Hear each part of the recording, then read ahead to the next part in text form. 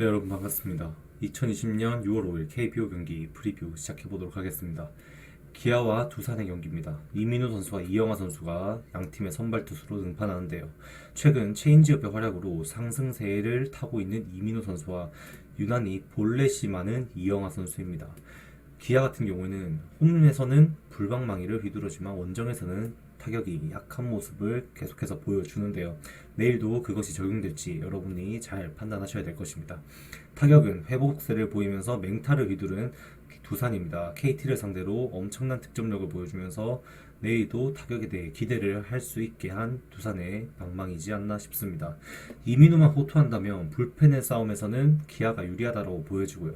KT전에서 불안한 모습을 보여준 두산의 불펜은 역시나 계속해서 안 좋은 인식을 가지게 합니다. 이 정리를 하자면 두산의 방망이가 굉장히 매서운 상황입니다. 이민호 선수가 이제껏 겪었던 팀들과는 타격의 질이 다른 두산의 타선이죠. 이민호 선수의 호투에 대해 이전 경기들만큼의 기대치를 가지기엔 상대가 다른 수준이다라고 말씀드릴 수가 있습니다. 반면 이영하 선수는 이번 시즌 유독 볼넷이 많은 상황, 기아가 출루한다면 두산의 투수진 또한 쉽지 않을 것이다. 그래서 내일은 양팀 타자들이 또 맹타를 휘두를 것으로 보여지고요. 그의 결과 다득점 경기가 예상이 되는 내일 매치업이다라고 정리될 수 있을 것 같습니다. 삼성과 SK 경기입니다. 김대호 선수와 핀터 선수가 선발 투수로 등판하는데요. 삼성의 경우 선발 투수로 전향해서 이번에 세 번째 경기를 치르는 김대호 선수입니다. 앞선 두 번의 선발은 나쁘지 않았다라고 말씀드릴 수 있고요. SK의 핀토 선수 같은 경우에는 키움전 한 경기 빼고는 그나마 안정적인 피칭을 하였다. 그리고 직전 경기는 타선의 도움을 받아서 승리를 챙겨갔다라는 기록이 있습니다. 타격에서 지금 흐름이 좋은 삼성과 SK였는데요. 직전 경기에서 양팀 모두 영봉패를 당하면서 다음 시리즈를 이렇게 만나게 되었습니다. 불펜이 아주 좋은 삼성인데 이제 SK 입장에서는 이응련과의 호흡이 내일 핀토가 아주 중요하다. 왜냐? 7이닝 정도 길게 맡아줄수록 SK의 뒷문에 대한 부담이 줄어들고 앞선 핀토가 막아준 이닝 동안 점수를 낸 타자들의 그 점수를 지킬 수가 있겠죠. 지킬 수 있는 그런 경기를 가져가야 되기 때문에 이응련과의 호흡이 내일 굉장히 중요하다라고 말씀드릴 수가 있을 것 같습니다.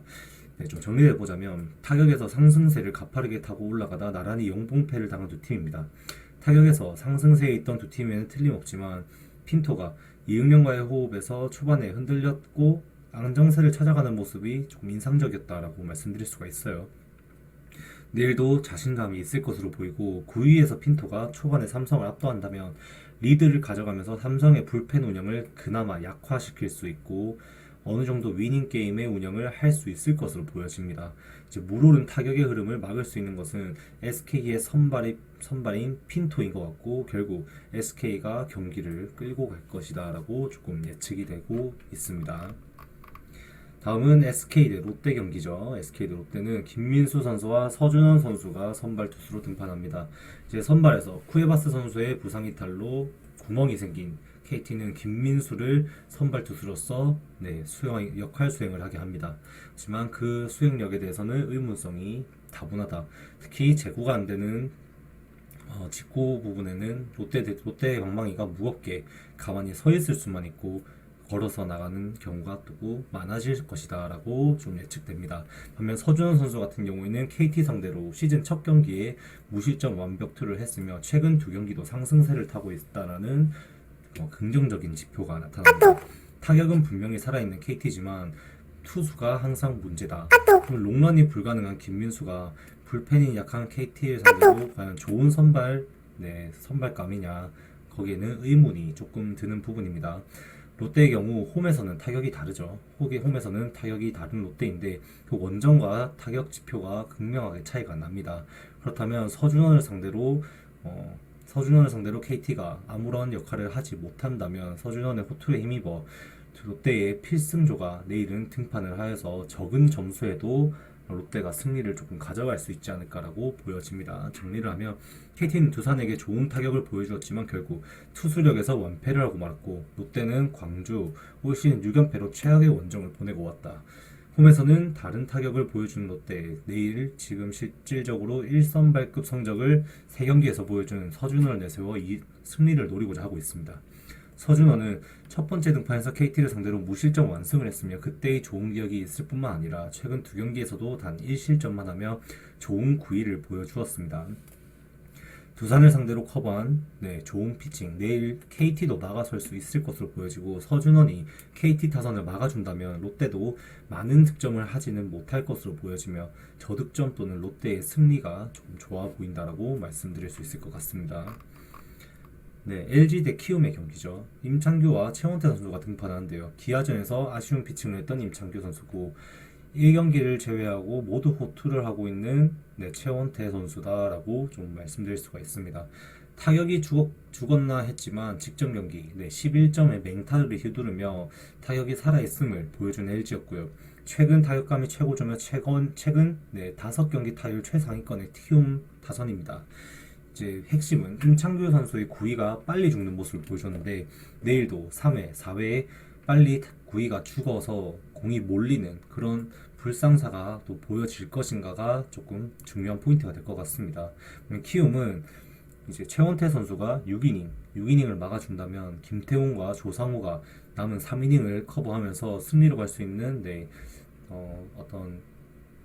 치트키죠. 치트키라는 김태훈, 조상우가 대기하고 있기 때문에 내일도 최원태의 호투가 있다면 키움이 승리를 조금 가져갈 것으로 보여지는 경기입니다. 좀 말을 정리를 하면 타격에서는 양팀 다 꿀리지 않는 모습을 보여주고 있습니다. 다만 최근 키움이 볼넷의 개수를 포함하여 출루율이 많이 상승하였으며 타격 지표가 너무 급상한 모습을 보여줍니다. 앞선 기아와의 경기에서 임창규는 공에 힘이 빨리 빠지는 모습을 보였을 뿐만 아니라 가운데로 몰리는 공이 너무 많은 것을 보여주었으며 직구의 비율이 너무 높았다라고 보여집니다. 결국 노림수가 되어서 맞아 나간다면 키움을 상대로 아쉬운 결과를 보여줄 것으로 예상이 됩니다. 최원태가 6이닝만 막아준다면 아까 치트키라고 제가 말씀드린 필승조가 경기를 고칠 수 있는 키움입니다. 따라서 키움의 승리가 조금 더 가까워진다라고 말씀드릴 수가 있겠습니다. NC와 한화의 경기죠. 라이트와 장시환입니다. 이 경기의 결과는 너무 조금 잘 보인다라고 말씀드릴 수가 있습니다.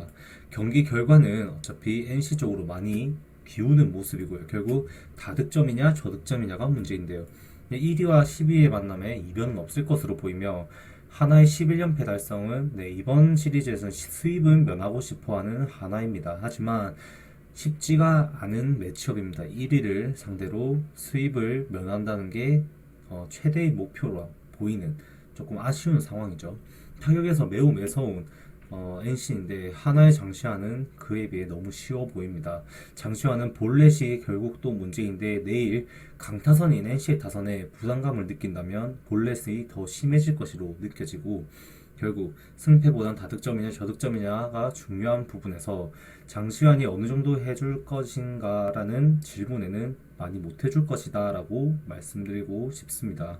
따라서 NC의 지금 타격감에 하나의 불안한 불펜 그리고 볼넷이 많은 장시환의 조합이라면 NC 다이노스 혼자서도 다득점을 내도 이상하지 않을 것으로 보이는 경기다라고 조금 정리가 될 것 같습니다. 이렇게 5 매치업을 프리뷰를 해보았습니다. 오늘도 시청해주셔서 너무 감사합니다.